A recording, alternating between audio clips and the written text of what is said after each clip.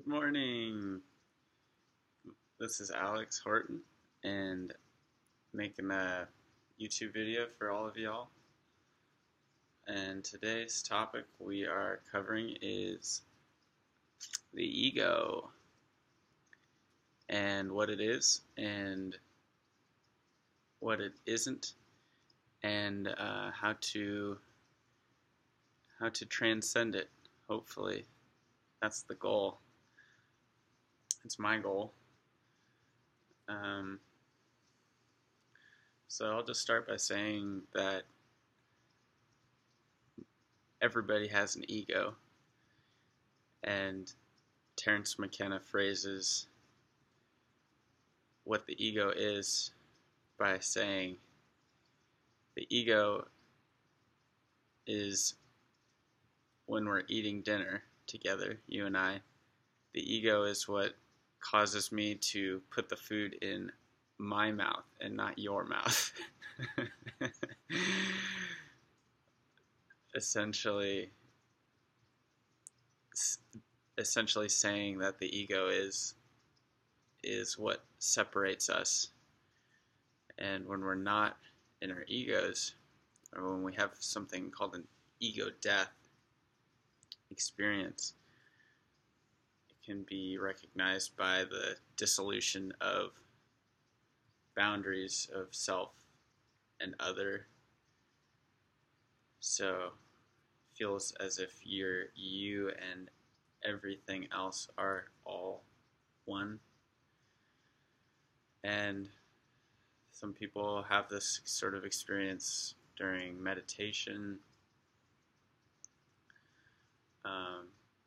certain drug-induced experiences, such as with psilocybin or LSD, marijuana, ayahuasca. Essentially, when you lose yourself and you realize that you never created yourself in the first place, but that you were given this birth, this life. And those experiences put everything into perspective, make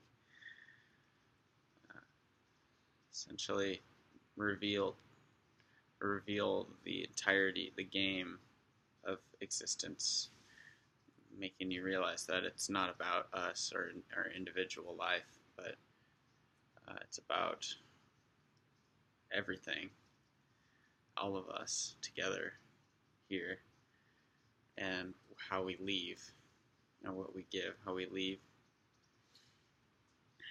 And the trouble with these experiences that Terence McKenna talks about is that essentially is not gentle with you.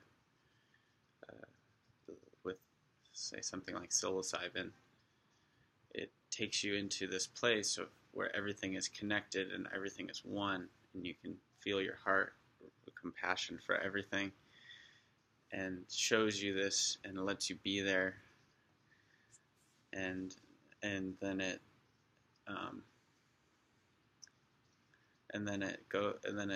leaves you to your own devices. It leaves you to your own devices to find your way back there, sending you back into where you were before. I'm an engineer. I'm a doctor. I need to worry about my wife. I need to worry about getting the groceries. I need to worry about the IRS.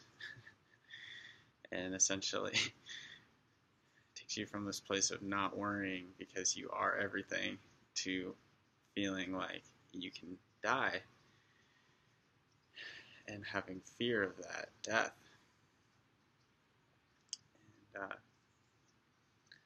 And so I want to speak a lot about that because I've been feeling the fear of death quite a bit, and realizing that we are very finite. Our bodies are very vulnerable, and that we're we could be struck by a drunk driver any day, and so could our family members. And with this in mind, it brings up this sense of attachment to physical existence, to our bodies, to life, and that's totally natural, I think, wanting to cling to what we have already, what we've experienced, and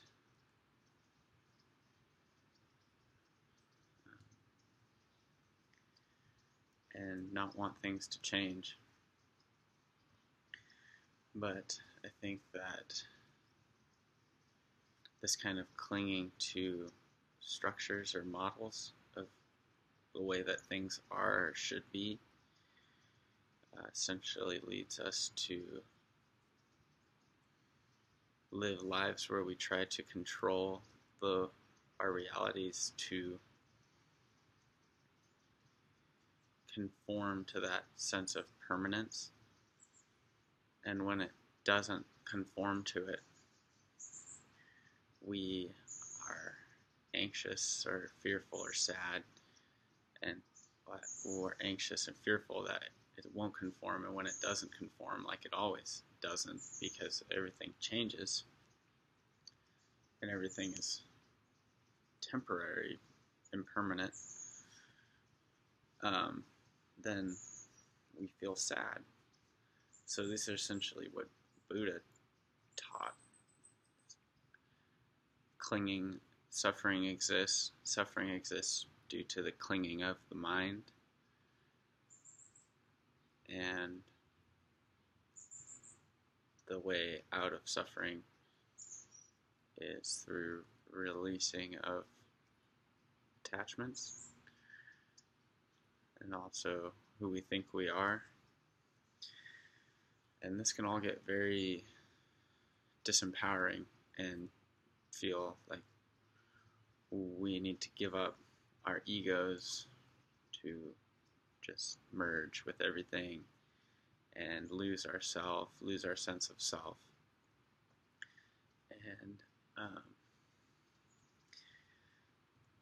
And it can feel like there's no point. It's nihilistic, and my response to that is paraphrasing what Alan Watts talked about in one of his videos. The game is that nothing really matters because we're all gonna be gone anyway. Yet it does matter because we're here, and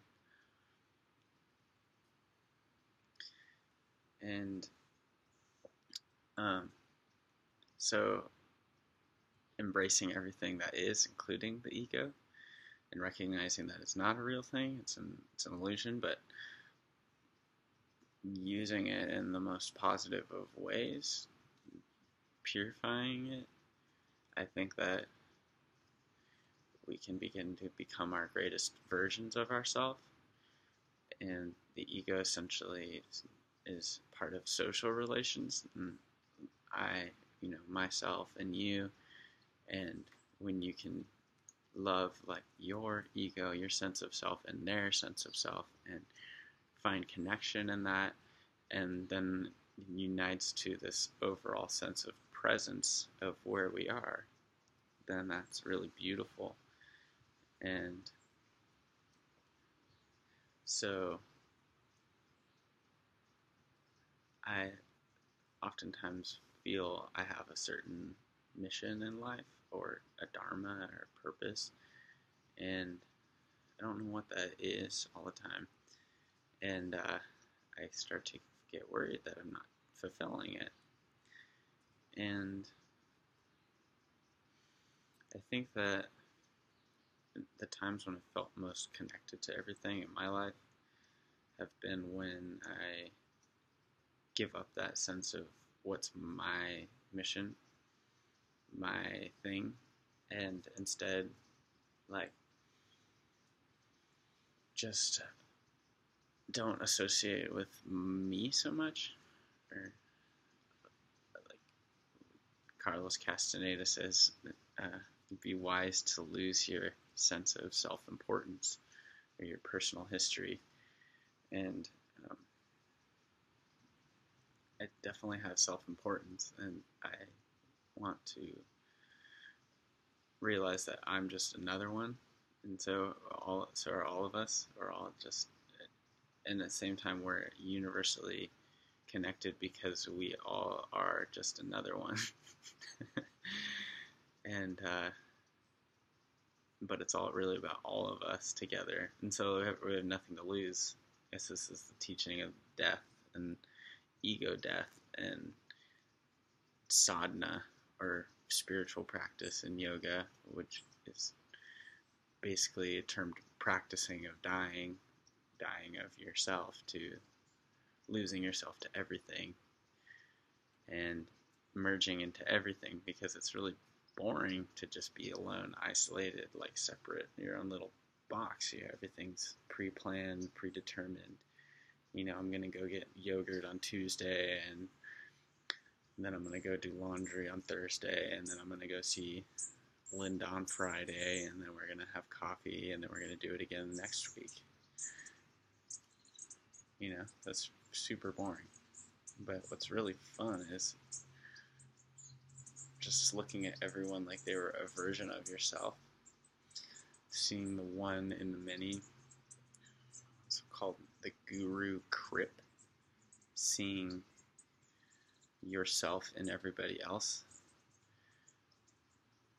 What they say in India, namaste. The divine in me honors and sees the divine in you. And